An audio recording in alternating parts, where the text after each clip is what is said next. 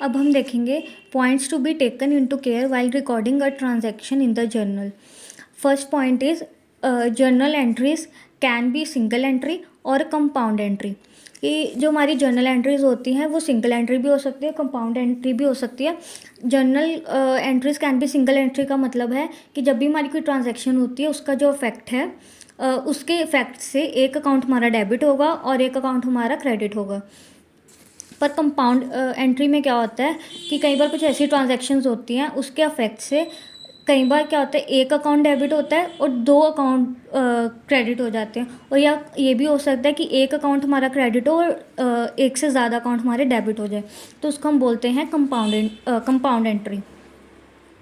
इसलिए जब भी हम कंपाउंड एंट्री डालते हैं या कंपाउंड एंट्री डालते हैं तब हमें इंपॉर्टेंट होता है कि हम चेक करें कि दोनों कि बोथ डेबिट्स और क्रेडिट्स आर इक्वल, कि जो भी हमारे डेबिट में हमने अमाउंट लिखी है और जो क्रेडिट के अकाउंट्स में अमाउंट लिखी है वो दोनों सेम होनी चाहिए उनके टोटल।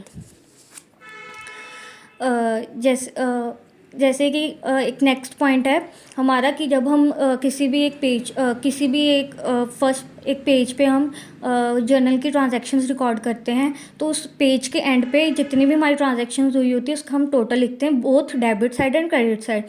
फिर जब हम नेक्स्ट पेज पे ट्रांजैक्शंस लिखते हैं जो हमने प्रीवियस पेज का टोटल किया था वो कैरी फॉरवर्ड किया जाता है नेक्स्ट पेज पर।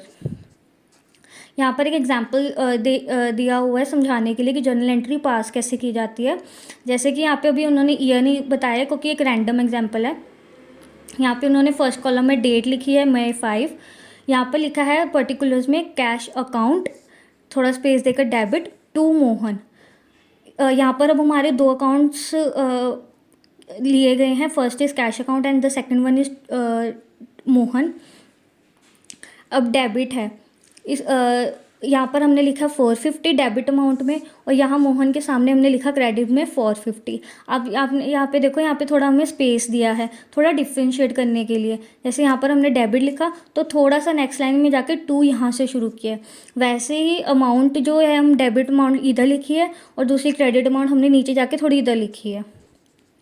जब हम ट्रांजैक्शन जर्नल एंट्री पास करते हैं हम उसकी नरेशन भी लिखते हैं इन वर्ड्स की बताने के लिए कि जो हमने एंट्री पास की है, जर्नल एंट्री पास की है उनको हम वर्ड्स में एक्सप्लेन करते हैं। जैसे यहाँ पे नरेशन दी है being the amount received from Mohan in payment of the amount due from him, कि हमारी मोहन से कोई पेमेंट ड्यू थी, अब उसने हमें पेमेंट कर दी है 450 रुपीज़ की, तो कैश अकाउंट हमारा डेबिट हो गया क्योंकि पैसा आया, एसेट बढ़ गया हमारा, वो डेबिट हो गया। और जो मोहन था वो जो हमारा डेटर था, अब उसकी वो जो डेटर था उसने अपना 450 का अपना पेमेंट कर दिया, तब वो डेटर नहीं रहा, पहले हमने उसको डेबिट किया था क्योंकि वो डेटर था, अब हम उसको क्रेडिट कर देंगे क्योंकि इतने से उसकी जो पेमेंट थी वो कम हो गई है, अब वो इतने रुपीज़ के लिए हमारा कस्टमर नहीं रहा।